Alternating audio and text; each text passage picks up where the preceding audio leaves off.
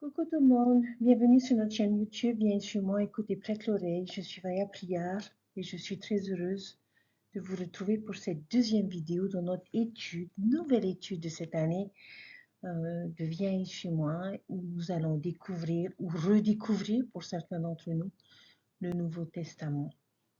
J'espère, chers frères et sœurs, que vous êtes enthousiastes à l'idée de découvrir la vie de notre Sauveur Jésus-Christ.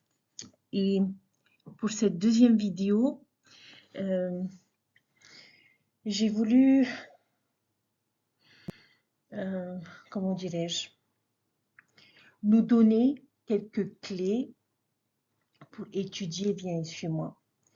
Pour notre dernière partie de l'étude de cette semaine, j'aimerais tourner notre attention dans une direction un peu différente. Le titre de notre leçon cette semaine dans le manuel Viens chez moi est « Nous sommes responsables de notre apprentissage de l'Évangile ». Et j'aime beaucoup cela comme, je dirais, une bonne introduction au programme d'études de cette année.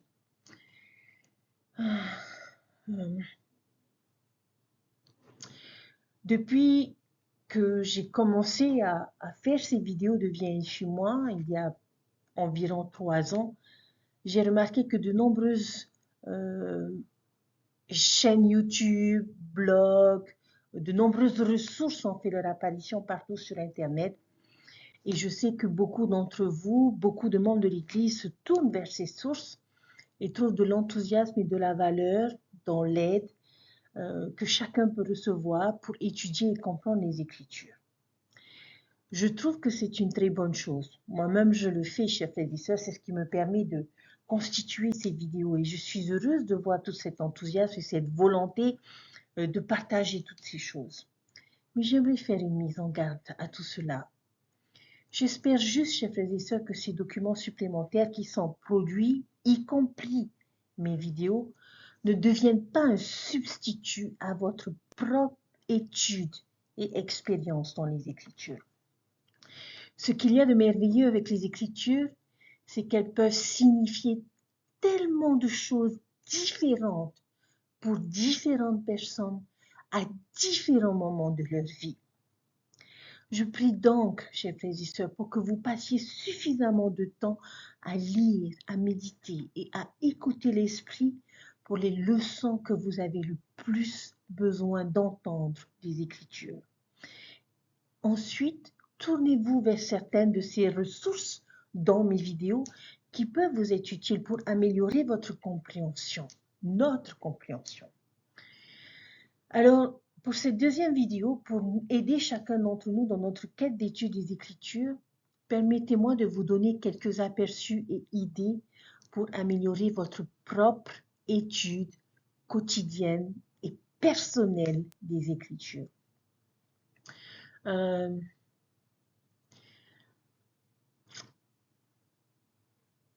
J'aimerais aujourd'hui partager avec vous ce que j'appellerais des techniques d'étude des Écritures que j'applique moi-même. Et les choses que je ressens vous aideront peut-être à tirer le meilleur parti de votre expérience avec la parole de Dieu. Il peut y avoir de nombreuses compétences d'étude tout au long de l'année, mais celles que je vais vous partager sont selon moi les compétences les plus fondamentales qui peuvent nous aider à avoir une interaction beaucoup plus positive avec notre étude des Écritures. Alors, permettez-moi de partager quelques techniques qui vont vous aider à mieux découvrir et mieux apprécier le Nouveau Testament. La première technique est creuser en profondeur, qui sera notre première compétence et ce que je considère être la compétence la plus fondamentale de l'étude des Écritures. Si nous n'abordons pas nos Écritures avec cet état d'esprit et cette compréhension, toutes les autres qui vont suivre, toutes les autres compétences et techniques n'auront aucune valeur. Les bonnes choses, chers frères et sœurs, nous le savons, viennent grâce à l'effort. Lorsque nous sommes prêts à creuser et à creuser profondément, nous pouvons découvrir des trésors. Il y a beaucoup de choses précieuses sous la terre, que ce soit l'or, l'argent, les métaux précieux, les pierres précieuses, les diamants, le pétrole, euh, des découvertes archéologiques inestimables, des trésors enfouis, des fossiles. Et certaines des choses les plus précieuses sur Terre se trouvent sous la surface. Mais pour pouvoir les trouver, il faut creuser. Nous devons être prêts à creuser pour trouver les bonnes choses. Et ce principe est vrai, notamment en ce qui concerne les Écritures. Si vous voulez trouver les bonnes choses, les trésors et les vérités inestimables et les principes qui s'y trouvent, chers frères et sœurs, vous devez creuser. Vous devez faire des efforts. Beaucoup trop de personnes ne font qu'effleurer la surface lors de leur étude des Écritures. Ils parcourent quelques versets ou une page, un chapitre, pour qu'ils puissent juste cocher cet élément de leur liste de tâches et le déposer et se demander pourquoi est-ce qu'ils ne retiennent pas grand-chose de leur expérience. Le problème, chers frères et sœurs, est que nous ne creusons pas suffisamment. Dieu sait mettre la juste valeur sur ses biens. Et dans cet esprit, j'ai une demande particulière à vous faire. S'il vous plaît, ne lisez pas le Nouveau Testament cette année. En fait, j'espère que vous arrêterez tous de lire les Écritures. Je pense que c'est vraiment malheureux que tant de gens dans l'Église lisent leurs Écritures. Parce que moi, depuis un certain temps, je ne lis plus les Écritures. Je ne peux pas penser à aucun endroit dans les Écritures où l'on nous demande de les lire. Non, chers frères et sœurs, les Écritures utilisent de bien meilleurs mots pour décrire la façon dont nous sommes censés interagir avec elles. Plutôt que de les lire, nous sommes chargés de les étudier, de les méditer, de les rechercher, de les saisir, de les comparer, de les chérir et de s'en délecter. Alors, s'il vous plaît, ne les lisons pas. Nous lisons des romans, nous lisons des magazines, nous lisons un journal, mais nous sommes censés étudier les Écritures. Nous sommes trop nombreux à enfoncer nos pelles dans les premiers centimètres de terre arabe dans l'espoir de trouver quelques trésors qui dépassent et qui seront juste sous la surface. Mais ceux qui sont prêts à se salir les mains et à y mettre le temps, à laisser des perles de sueur, ce sont ces personnes qui trouvent les véritables trésors et les joyaux de vérité que notre Père Céleste a déposés là pour nous trouver. Il y a quelque chose que mon papa m'a enseigné et qui m'a beaucoup marqué. Il m'a dit qu'il n'y a pas de problème ou de question que nous ne pouvons avoir dans cette vie qui ne soit pas abordé d'une manière ou d'une autre par les Écritures. J'y crois de tout mon cœur, chers frères et sœurs. Même s'ils ont été écrits il y a des centaines, voire des milliers d'années, ils parlent à notre époque et communiquent des vérités universelles et intemporelles. Alors cette année, chers frères et sœurs, je nous invite à creuser profondément dans le Nouveau Testament, à sortir notre pelle spirituelle chaque jour et à l'enfoncer dans le sol fertile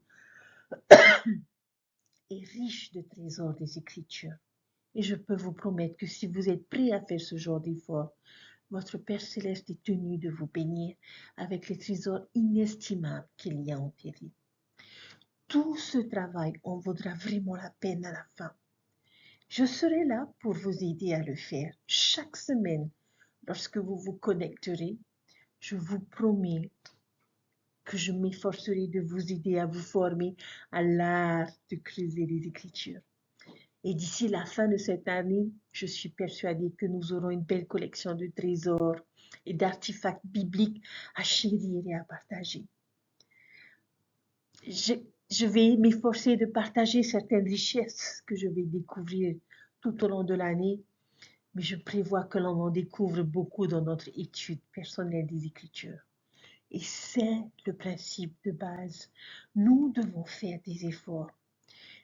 Pourtant, il y a pas mal d'autres choses qui peuvent nous aider à avoir une expérience d'étude des Écritures plus significative. Quelqu'un pourrait me dire, ok, je veux étudier les Écritures, je veux trouver ces grands trésors. Mais comment faites-vous? Alors, voici quelques suggestions, quelques aides, des plus importantes et peut-être des plus puissantes auxquelles je peux penser pour tirer le meilleur parti de l'étude des Écritures.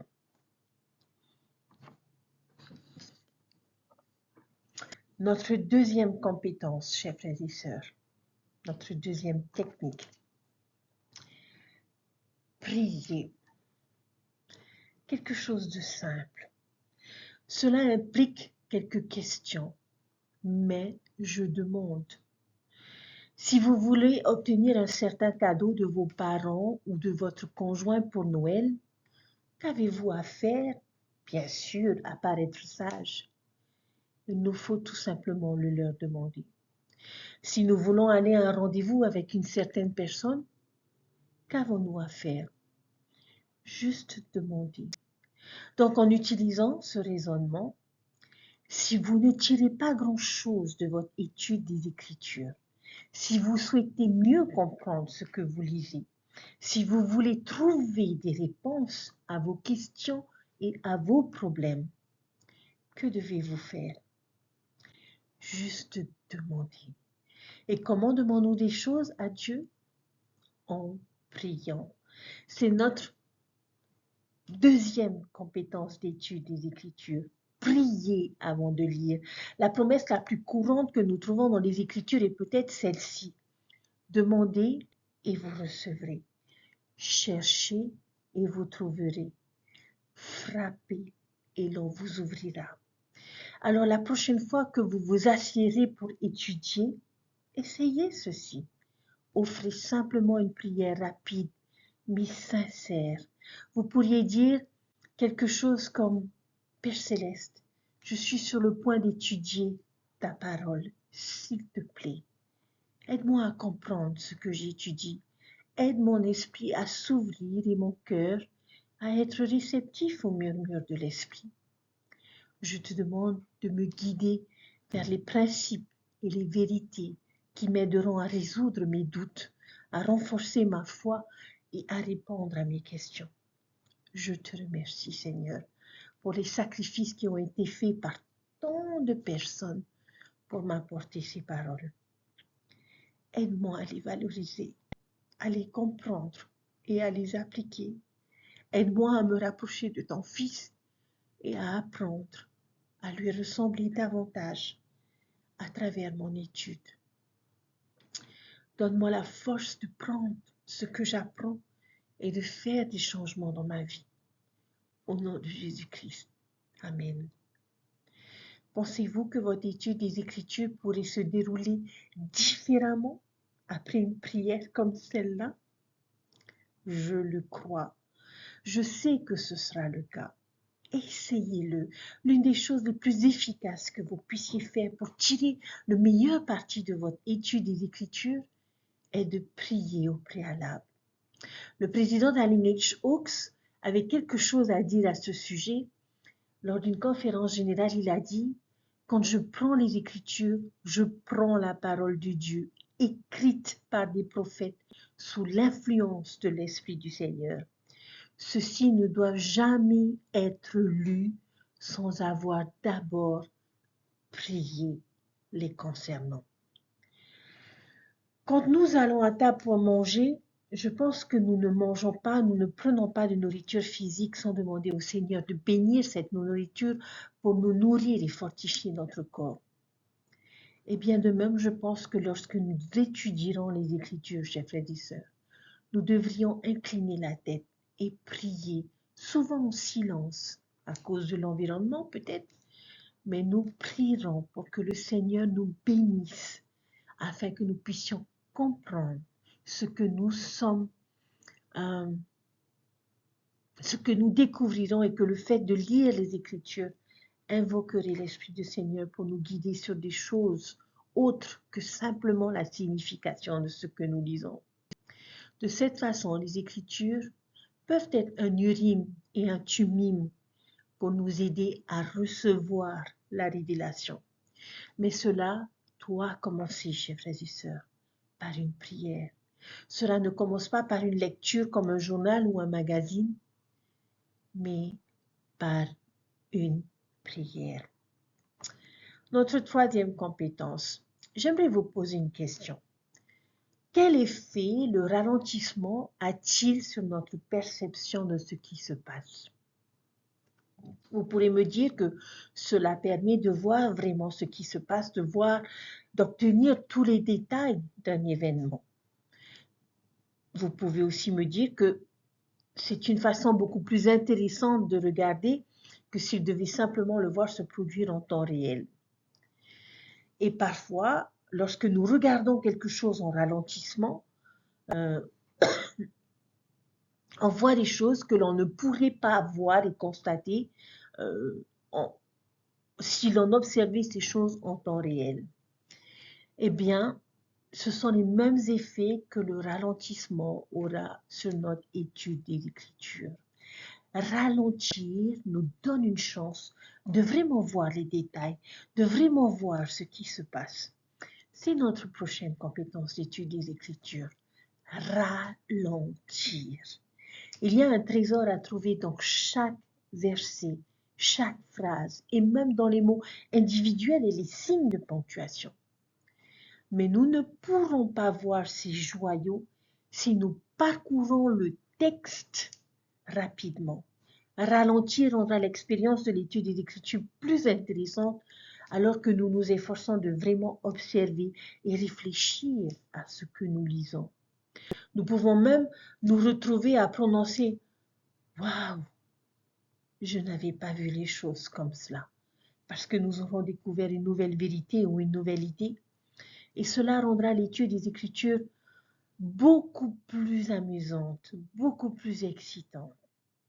Gardez à l'esprit que l'étude des Écritures est quelque chose qui reste un commandement tout au long de notre vie. Ce n'est pas comme si nous le terminions à un moment donné ou que nous le cochions sur notre liste de réalisation de toute une vie. En tout cas, je l'espère. Nous n'arrêtons pas d'étudier après avoir obtenu notre diplôme du séminaire ou terminé une mission en plein temps ou lorsque nous avons envoyé notre dernier enfant à l'université. Il n'y a pas d'exemption pour ceux qui les ont lus 20 fois ou plus, qui occupent des postes élevés dans la direction de l'Église. Le commandement ne disparaît pas. Et je suppose que... Non, je ne vais pas dire les choses comme ça. Mais notre engagement envers les Écritures devrait et doit durer toute notre vie. Quelle est l'urgence? Si cela nous prend 10 à 20 minutes pour lire quelques versets, mais que nous les approfondissons vraiment, alors aucun mal n'est fait. En fait, nous tirerons peut-être plus de cette expérience qu'une personne qui lit un chapitre ou deux dans le même laps de temps. S'il vous faut quelques années pour terminer l'une des œuvres standards, eh bien, ce sera un temps bien dépensé, chers frères et sœurs. Alors ralentissons et cherchons. Cherchons quoi et comment? Eh bien, tout simplement en posant des questions. Que faisons-nous lorsque nous ralentissons? L'une des choses les plus importantes que nous puissions faire lorsque nous étudions les Écritures au fur et à mesure que nous ralentissons est de nous poser des questions. Peut-être même, et je nous invite à les écrire. Lorsque vous êtes prêt à poser une question, vous donnez à l'esprit l'occasion d'y répondre et vous en êtes inspiré. Et pour approfondir votre recherche personnelle des réponses qui vous mènent à de nouvelles idées et à de nouvelles découvertes. Cela fait partie du creusement que vous faites lorsque vous étudiez. Alors, demandez quand, comment, où, qui, pourquoi, surtout pourquoi. Cela semble être l'une des questions les plus fructueuses que nous puissions poser pendant notre étude des Écritures. La compétence suivante complète les deux dernières. Cette compétence est réfléchir. Je pense qu'il est important de prendre le temps, lorsqu'on se pose des questions, de réfléchir à d'éventuelles réponses. Ok? Lorsque nous prenons le temps de réfléchir, de chercher les réponses aux questions que nous nous posons, nous permettons ainsi à l'esprit d'agir et de nous enseigner, parce que nous lui donnons le temps et l'opportunité, l'occasion de nous révéler les vérités essentielles que nous pouvons avoir besoin dans notre vie. Chers frères et sœurs,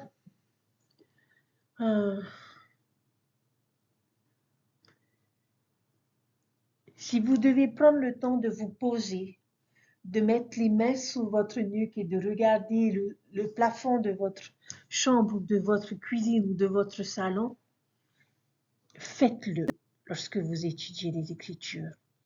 Nous devons nous arrêter et réfléchir sur ce que nous venons de lire. Et c'est à ce moment-là que nous nous posons ce genre de questions dont nous venons de parler et que nous donnons à l'esprit une chance de nous enseigner et de nous inspirer. Maintenant, je sais que c'est peut-être une façon un peu ringarde de s'y prendre et puis au risque de s'endormir. Mais je pense que méditer, réfléchir est une partie du travail le plus important que nous pouvons accomplir en matière d'étude des Écritures. C'est lorsque nous détournons le regard et pensons à ce que nous lisons que la connaissance et l'inspiration viennent. C'est un peu de cette façon que je me prépare pour enseigner ces leçons. J'utilise des manuels, je prends des notes sur des choses que j'ai lues, que j'ai entendues, que j'ai apprises de nos autorités générales, de nos prophètes. Mais une grande partie de la perspicacité vient simplement de ce temps de réflexion.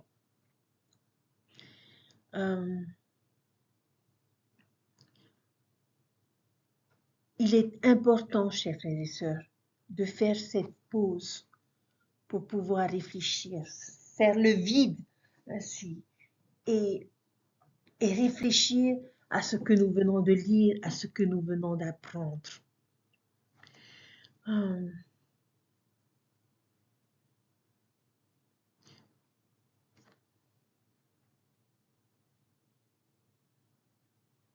Et ce travail de réflexion, chers frères et sœurs, est pour moi le travail le plus dur.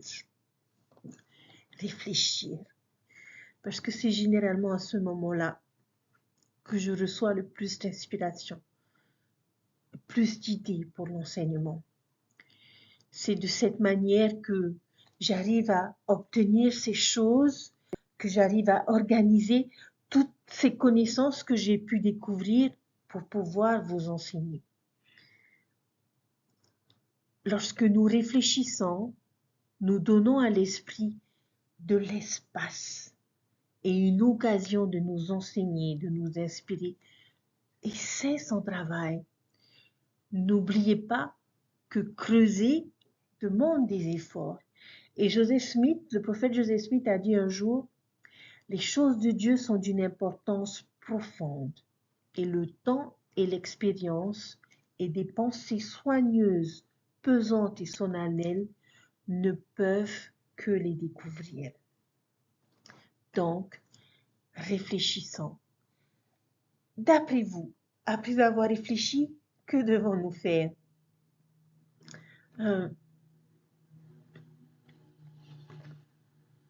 noter. Avoir un petit cahier et un stylo à côté de nous et noter toutes les inspirations qui nous viennent. Et je pense que c'est une compétence suffisamment importante pour être partagée chaque fois que nous nous lançons dans un nouveau programme d'études. Il est important, chers frères et sœurs, de noter. Pourquoi noter? Parce que les choses que nous allons apprendre par l'esprit, au bout d'une heure ou le lendemain, nous pourrions les avoir oubliées. Ça a été notre moment de révélation. Alors que si nous le notons au fur et à mesure que nous recevons ces révélations et ces idées, nous serons plus en mesure de pouvoir les relire et nous souvenir et nous rendre compte, peut-être un peu plus tard, que nous avons vécu une expérience particulière dans ces moments de révélation. Il me semble que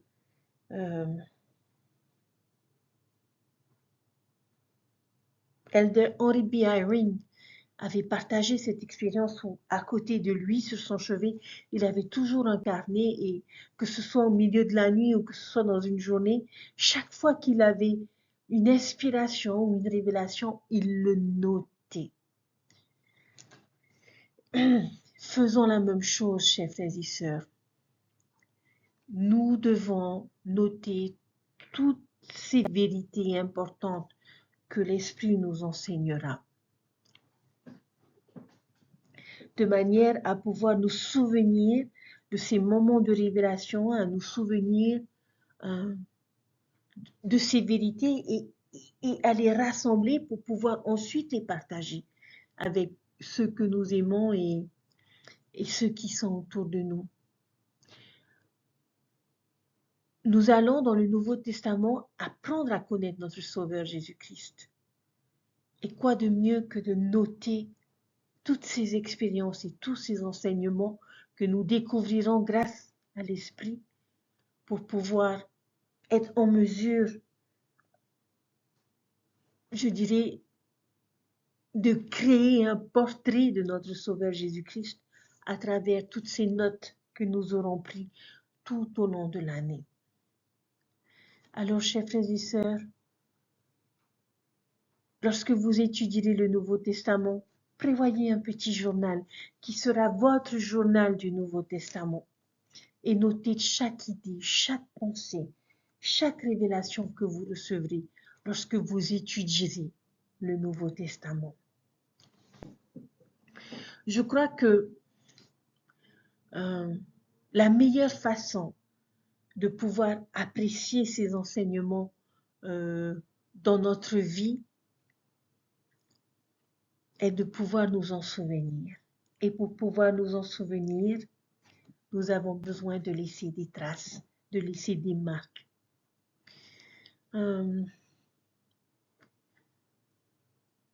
Si nous étudions le Nouveau Testament avec un crayon à la main cette année, je vous témoigne que nous pourrons tirer beaucoup plus de l'expérience de l'étude des Écritures. Je sais, chers frères et sœurs, que certains d'entre vous étudient les Écritures numériques de l'Église dans la bibliothèque de l'Évangile, qui vous donne la possibilité de les marquer et d'écrire des notes. Ce peut être une autre option. Bien que personnellement, je trouve qu'il y a quelque chose de merveilleux et d'engagement à prendre physiquement ce crayon sur la page et à laisser une marque tangible. Mais quelle que soit la façon dont vous le ferez, je vous témoigne que vous constaterez que vous obtiendrez plus de perspicacité et d'inspiration lorsque vous étudierez de cette façon, parce que vous montrerez à l'esprit: je suis prêt et désireux d'apprendre. Cela montre que l'on est un bon élève. C'est comme si l'esprit planait au-dessus de nous chaque fois que nous étudions, prêt à intervenir et à nous aider. Mais quand il voit que vous n'avez rien pour marquer, alors il se retient peut-être et se dit: qu'est-ce que j'aimerais lui donner des révélations, mais il n'a pas son crayon à la main. ça ne sert à rien que je le fasse parce qu'il l'oubliera dès qu'il aura fini. Donc, je vais attendre la prochaine fois pour lui faire part de ces vérités. Et quand il nous voit avec un crayon dans la main, eh bien, il se frotte les mains et commence à nous parler. Et il nous dirait des choses. Oh, voilà un grand verset. Voyons ce que nous pouvons apprendre. Cette phrase contient une indication si puissante. Ne manque pas cette idée. Ce verset peut t'aider à relever le défi auquel tu es confronté à ce moment.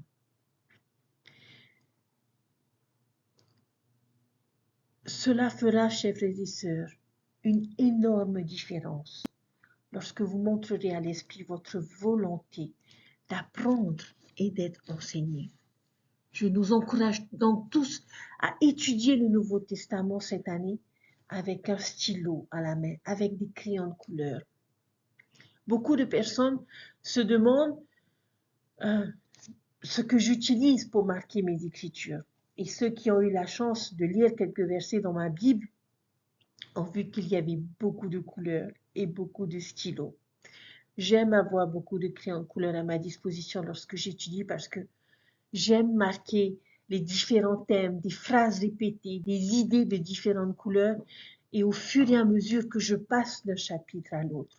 Et cela m'aide à reconnaître des schémas, reconnaître des sujets, des listes d'écriture qui se démarquent pour moi. Mon crayon de couleur préféré sont de couleur fluo parce que je les trouve amusants et qu'ils donnent encore plus d'impact aux enseignements que je peux découvrir dans les Écritures. Mais je nous promets que cela nous engagera davantage dans le processus et rendra notre étude beaucoup plus fun.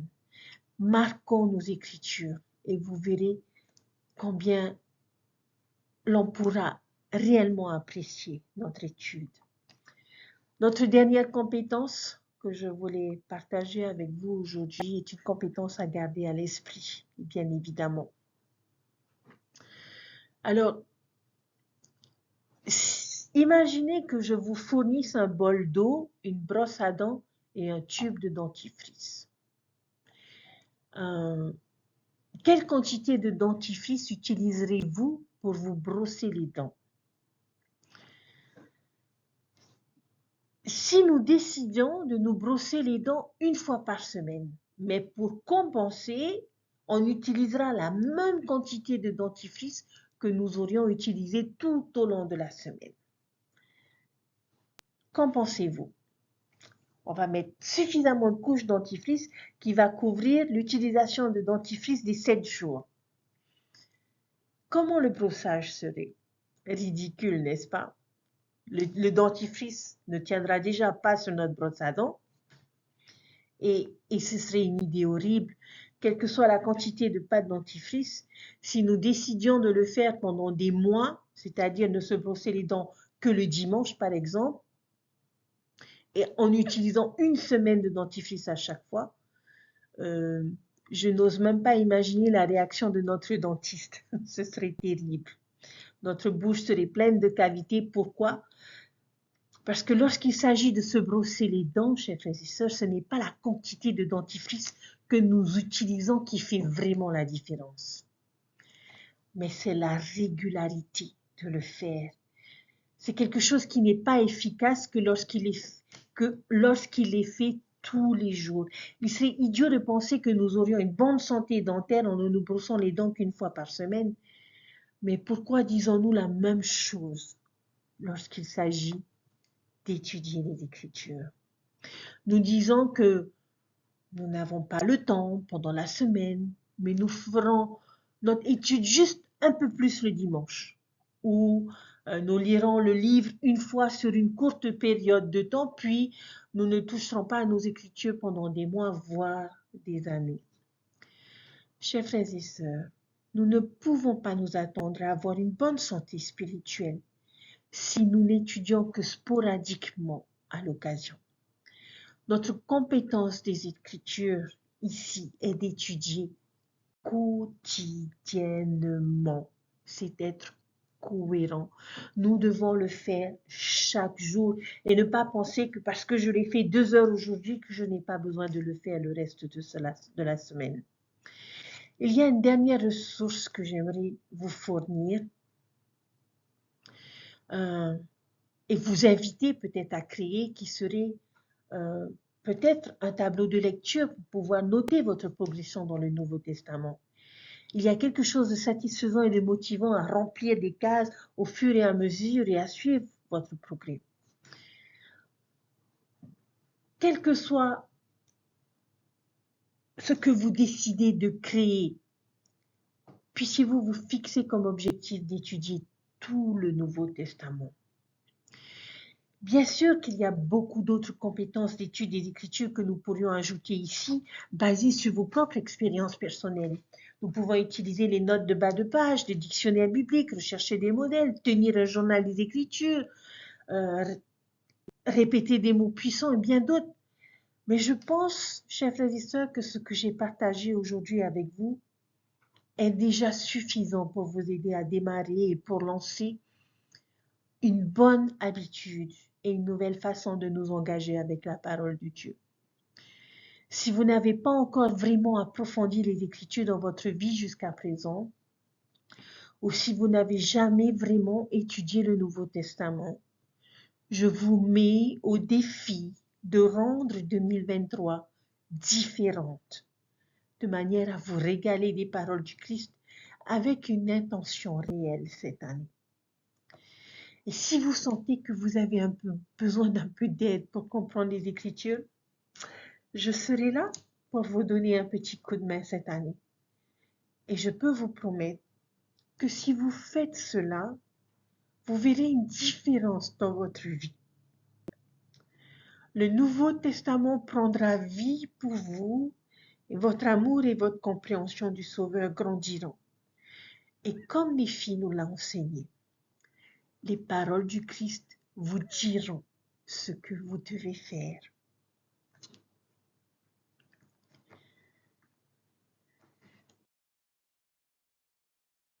Chers frères et sœurs, avant de nous quitter, j'aimerais vous inviter à méditer sur quelques questions. Qui dit nouvelle année dit nouveaux objectifs et j'aimerais vous demander pour l'année 2023, que rechercherez-vous? Quelles compétences, quel but, quel projet rechercherez-vous pour 2023? Une fois que vous aurez réfléchi à cette question, je vous demande, pourquoi le rechercherez-vous? Comment le rechercherez-vous? Où le rechercherez-vous? Et qui rechercherez-vous pour vous aider? Je souhaite que parmi tous les objectifs que vous aurez, que une des réponses à la première question, que rechercherez-vous, sera Jésus-Christ. Qu'avons-nous besoin de lui? Comment pourrait-il faire partie de notre histoire? Pourquoi devons-nous rechercher le Christ? Sommes-nous à sa recherche pour des miracles? Quel est notre besoin? Pourquoi avons-nous besoin d'une relation avec le Christ dans notre vie? Chers frères et sœurs, nous avons tous besoin que le Christ soit avec nous dans les circonstances de notre vie, parce qu'il est la réponse à toutes choses. Quelles que soient nos afflictions, nos difficultés, nos objectifs, nos doutes, nos questions, Jésus-Christ sera toujours la réponse. Comment pouvons-nous le rechercher et le trouver? En apprenant qui il est et en étudiant son nom, sa vie, sa personnalité. Alors je réitère l'invitation du président Nelson dans notre étude du Nouveau Testament pour cette année. Je nous invite chaque semaine dans notre étude personnelle à identifier le nom que le Christ portera dans chacun de ces récits que nous étudierons. Le Christ est disposé à venir à notre rencontre, tel que nous sommes, et à entrer dans notre propre histoire personnelle. Comment va-t-il le faire? Comme un berger, comme un créateur, comme un fils, quelle que soit sa personnalité et son nom. Je prie pour que nous le découvrions chaque semaine sous chacune de ces appellations. Et je vous invite à noter ce nom qui l'identifiera. Où le rechercherons-nous? Lorsque ses parents cherchaient Jésus, c'est à Jérusalem dans le temple qu'ils l'ont trouvé. Nous pouvons trouver le Christ dans notre Jérusalem personnelle, c'est-à-dire dans les circonstances de notre vie, dans nos expériences personnelles. Ces expériences sont notre Jérusalem. C'est dans ces moments-là où nous nous connectons avec le Seigneur, le Sauveur, de façon intime, où nous lui adressons une prière. Nous le trouverons dans les pages du Nouveau Testament qui nous apprendront le Christ et son histoire, parce qu'il est intervenu dans la vie ordinaire de personnes ordinaires, comme il interviendra dans notre vie. À notre dernière question, qui rechercherons-nous? Bien sûr que la réponse sera notre Sauveur Jésus-Christ. Mais nous devons le faire de manière à pouvoir nous tourner vers lui, parce qu'il nous connaît et qu'il nous aime. Et nous devons apprendre à le connaître et à l'aimer. Et pour cela, nous devons nous retourner vers lui. Et ce doit être, je prie que ce soit notre plus grand désir cette année, parce qu'il doit être la personne la plus importante pour nous aujourd'hui. Chers frères et sœurs, c'est sur ces choses que je vais vous laisser. Et je vous invite à méditer ces paroles et ces encouragements et ces conseils que je vous ai partagés aujourd'hui. Que cette étude du Nouveau Testament nous aide à mieux connaître notre Sauveur Jésus-Christ. Dans tous les autres livres, l'on prophétise concernant le Christ. Dans le Nouveau Testament, chers frères et sœurs, nous marcherons avec lui, nous l'entendrons enseigner, nous le verrons accomplir des miracles.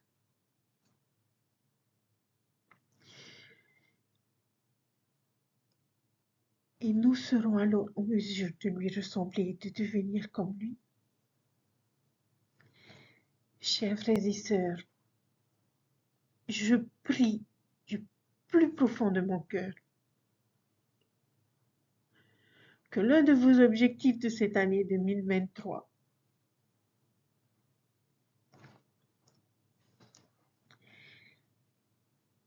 est d'étudier le Nouveau Testament, de prendre le temps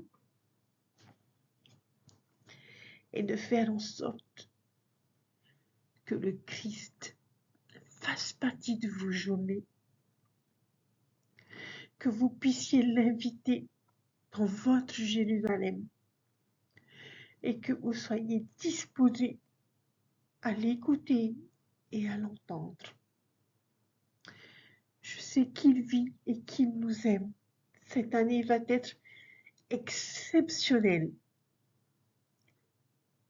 parce qu'il sera là à chacun de nos pas, dans chacune des circonstances de notre vie. Alors je vous invite à méditer sur ces questions. Que rechercherez-vous? Pourquoi le rechercherez-vous? Comment le rechercherez-vous? Où le rechercherez-vous? Et qui rechercherez-vous? Je prie que nous soyons bénis et que le Seigneur puisse nous bénir. Il vit et il nous aime comme notre Sauveur Jésus-Christ vit et nous aime. Et je ne peux m'empêcher de ressentir et d'imaginer son enthousiasme à vivre personnellement des expériences avec chacun d'entre nous de façon personnelle. Et je prie pour que ces expériences soient exceptionnelles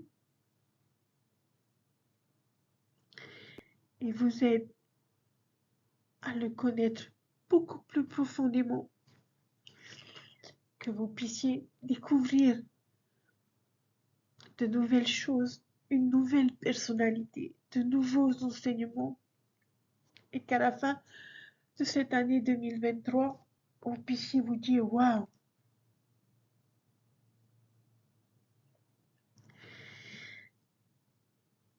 je sais qu'il vit et qu'il m'aime. Au nom de Jésus-Christ. Amen. Prenez soin de vous. Je vous souhaite de joyeuses fêtes de fin d'année. Je vous souhaite santé, réussite, amour, joie, force pour cette nouvelle année 2023. Et n'oubliez pas, une année privilégiée parce que le Christ marchera avec nous. Prenez soin de vous. Passez les fêtes avec modération. Faites attention sur les routes si vous devez vous déplacer. Et je vous dis à la semaine prochaine pour notre première découverte de notre Sauveur Jésus-Christ. À bientôt. Bye.